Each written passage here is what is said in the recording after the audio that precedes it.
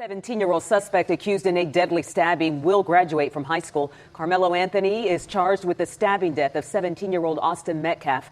Police say they got into an argument at a track meet last month, which ended with Anthony stabbing Metcalf. Welcome everyone. My name is Sean, and today we're going to talk about a little bit of an update related to the Karmelo Anthony Austin Metcalf saga, because Karmelo, despite the fact that he told police at the time that he was arrested that he wasn't the alleged stabber, he definitely did it. The affidavit shows that when officers arrived, Karmelo Anthony told them he got into an argument with Metcalf, and when the arresting officer said he had the alleged suspect in custody, Anthony replied, "I'm not alleged, I did it." Has secured a little bit of a victory, a teeny tiny little baby victory, in that the Frisco School District is allowing him to graduate this May based on the idea that had he not attended school for the rest of the year, he would still have all of the requirements to go to graduation, although to be clear, he will not be attending this graduation. And the reason we're going to talk about this is because this is causing a lot of outrage among people who rightfully think that Karmelo Anthony is in fact guilty of first-degree murder against Austin Metcalf. However, I actually don't think that this update on its own is all that crucial to this story, and it doesn't really change any of the facts related to the case, so I think it's important for me to explain why. So that's exactly what I'm going to do today. But before we do, I want to thank everybody who supports this channel via actualjusticewarrior.com/join. Give me the money. Give me the money, okay?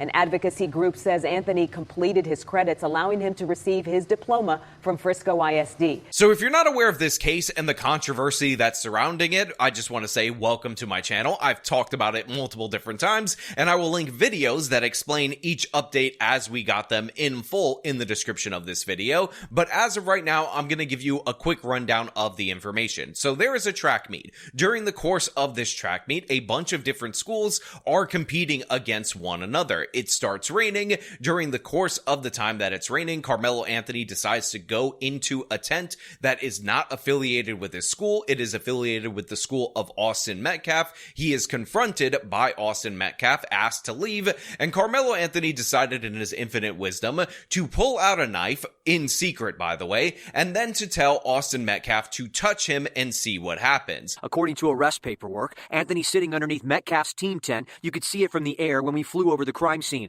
Metcalf from Memorial High, Anthony from Centennial. A witness telling police Metcalf told Anthony to move from under the team's tent because he didn't go to their school. The witness telling police Anthony grabbed his bag, opened it, and reached inside and proceeded to tell Austin, "Touch me and see what happens." Investigators writing that Metcalf grabbed Anthony to tell him to move, and that Anthony pulled out a black knife and stabbed Austin once in the chest and then ran away. Now, of course, Austin Metcalf, being a 17-year-old boy, gets in this guy's face, and then he is stabbed to death in the heart, and Karmelo Anthony proceeds to run away, throw the murder weapon away, and of course he gets arrested almost immediately, and he starts asking the police whether or not what he did could be considered self-defense. When officers arrived, the knife was found, and police say Anthony admitted to what happened, but said this to police: "He put his hands on me. I was protecting myself," even asking another officer if what happened could be considered self-defense. And to be clear, in no way, shape, or form is this in fact a self-defense case. This is one of the most straight-up murders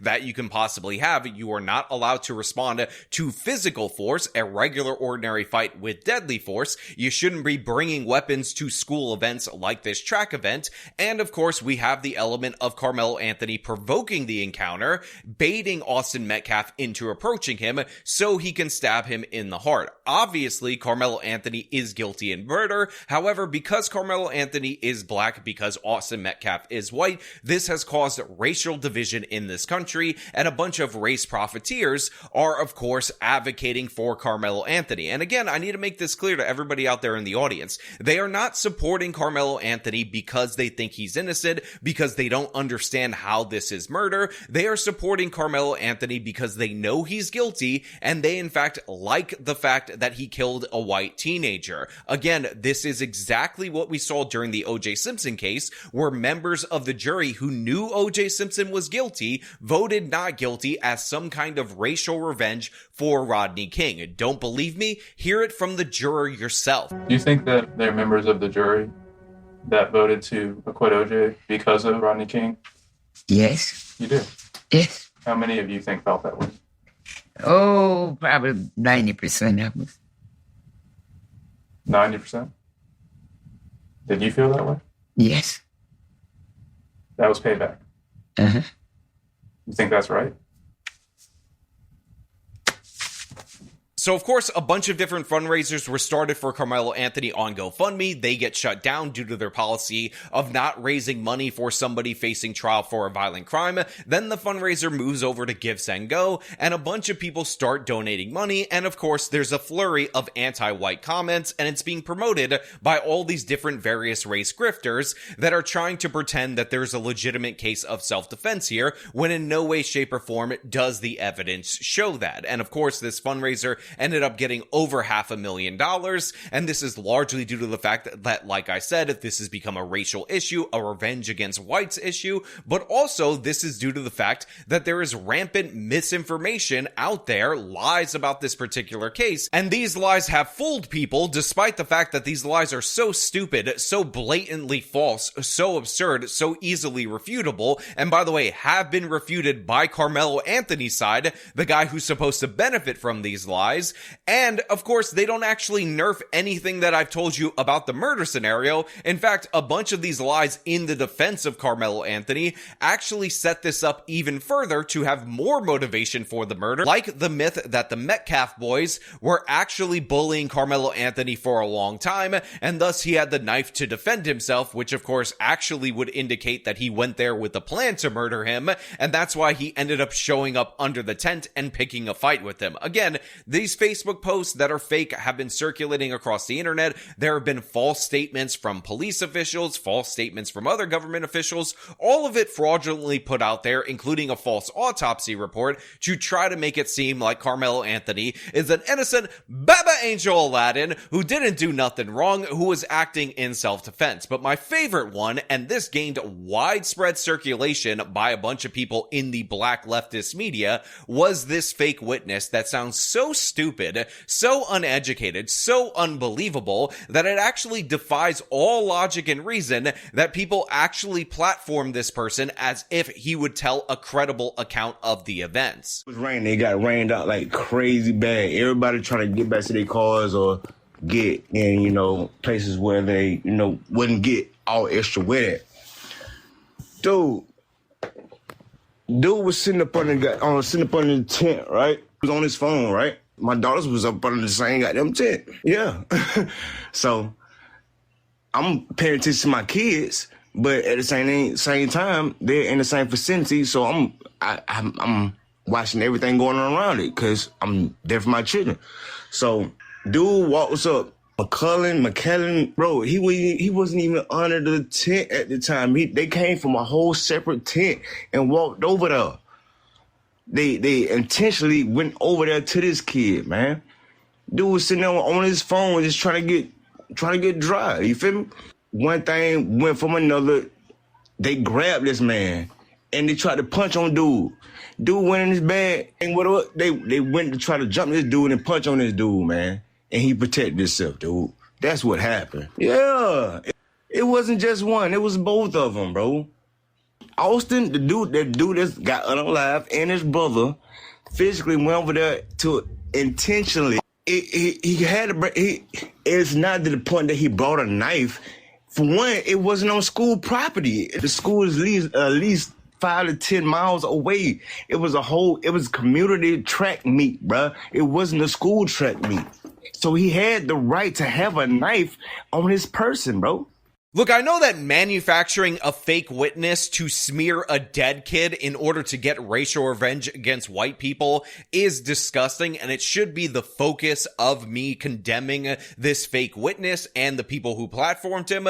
But in reality, one of the things that annoys me the most about this is that he said unalived. He's using that TikTok language that has become way too prevalent on the internet.com, and I find that to be even more disgusting because you're not using the language language that actually speaks to the seriousness of what we're talking about. I'm so tired of hearing people do unalived or SA'd or any of that nonsense, especially on YouTube, where you don't actually get penalized for saying killed, murdered, all of those words that accurately describe what we're talking about. That baby talk needs to be thrown out of here, just like Karmelo Anthony's ridiculous defense. But again, the issue at hand today is whether or not Karmelo Anthony should be able to graduate from high school, considering he has completed all of the credits that would allow him to graduate from said high school. And by the way, this was something that was brought up by his advocate, the guy who has a very sketchy criminal history, in that press conference where they threw Austin Metcalf's father, the victim's father, out of the press conference before they wanted to start it. But Anthony remains under house arrest and cannot participate in any senior activities. Frisco ISD just released a statement reinforcing that no student who commits a serious criminal offense is permitted to participate in the graduation ceremony. Now, this is very important for you guys to understand. The Frisco School District in no way, shape, or form is a court of law. They can expel a student for bringing a weapon, especially if that student is Karmelo Anthony, who has a pre-existing history of getting into fights at the school level, as told to us by other students from his campus. While here at Centennial, students shocked about what happened, that one of their classmates could be charged with such a serious offense. One girl that we spoke with knew Anthony pretty well, that she says, and told us this. I'm in shock because it's like, I wouldn't expect that from him. I only know him fighting and stuff, like, you know, but to take someone's life is just like a different level. And based on the way that schools tend to operate, even if the case were actually a legitimate form of self-defense, it would not be unheard of for them to expel somebody, even again, if later on at trial they were proven to be an active self-defender in that situation and they were adjudicated not guilty. That being said, the decision could go either way, and I really genuinely believe that the people who are stirring up a lot of hysteria about this particular ruling have honestly lost the plot, because this has no impact at all whatsoever on whether or not Karmelo Anthony is guilty of the charges that he faces. This does not change any of the math on the ground in terms of the case, and you could make the argument that he would essentially be getting punished for a crime that he hasn't been adjudicated to be guilty of,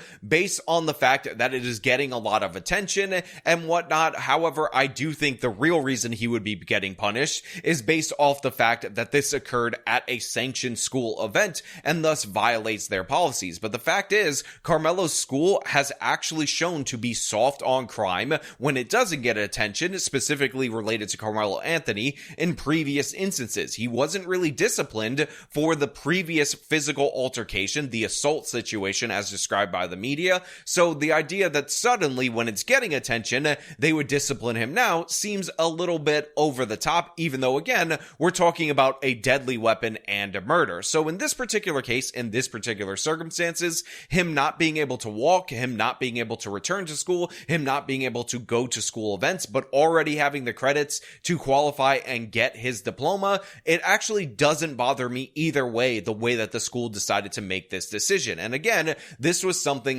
that this PR team has been lobbying for, has been directing their energy towards. So anything that they decide to direct their energy towards that's not the defense of Karmelo Anthony, I'm actually totally fine with them wasting their time on this. Now look, a lot of people want to make hay of this. A lot of people want to turn this into a controversy because we haven't gotten a lot of crucial updates related to this case in a while, and obviously it's a hot button issue. But what I would say is, imagine if the shoe were on the other foot. Imagine instead of a black criminal who definitely committed murder, who is now claiming self-defense, that these kind of secondary consequences were being enforced against Kyle Rittenhouse, who, despite the way that Karmelo Anthony's representative describes the case, did not actually go with an AK-47 and shoot 3 people in the back.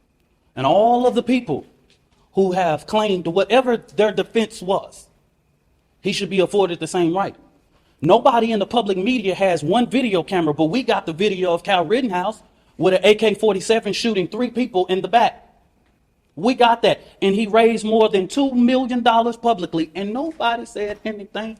Kyle actually clearly and obviously defended himself. It was caught from every angle on video, but you could have made the argument from a school perspective that because of the media frenzy around him, and by the way, I think Kyle was actually already dropped out of school at this moment in time, that Kyle could have been expulsion worthy, although I still think that Karmelo Anthony has a better case for expulsion, which has nothing to do with whether or not later on he will be adjudicated guilty or not guilty. And that is that Kyle Rittenhouse did not act in any way, shape, or form in anything that was connected to the school that he could have been going to at the time, and Karmelo Anthony brought the deadly weapon, which is a violation of school policy, to a school event and then murdered a student at said school event. So yeah, as of right now, I'm gonna say that this is something that is not worthy of crazy amount of outrage. However, it's something to take note of. It's something to bookmark going forward, because if we see a similar case where maybe there's actually better circumstances with a white defendant, I don't think the school would show that white defendant the mercy and the grace that Karmelo Anthony is being shown. But of course, I want to know what you guys think about all this down in the comments below. Do you agree with my overall assessment that whether or not he gets a high school diploma is kind of immaterial to the overall bigger picture? Or do you think that this is a great textbook example of black privilege, or maybe money privilege? I actually think it's a combination of the two. He has a whole advocacy group and a bunch of people on the left behind him, despite the obvious nature of the crime and the evidence indicating that he's guilty at this moment in time. And of course, that lobbying group is what has been able to reverse the expulsion decision.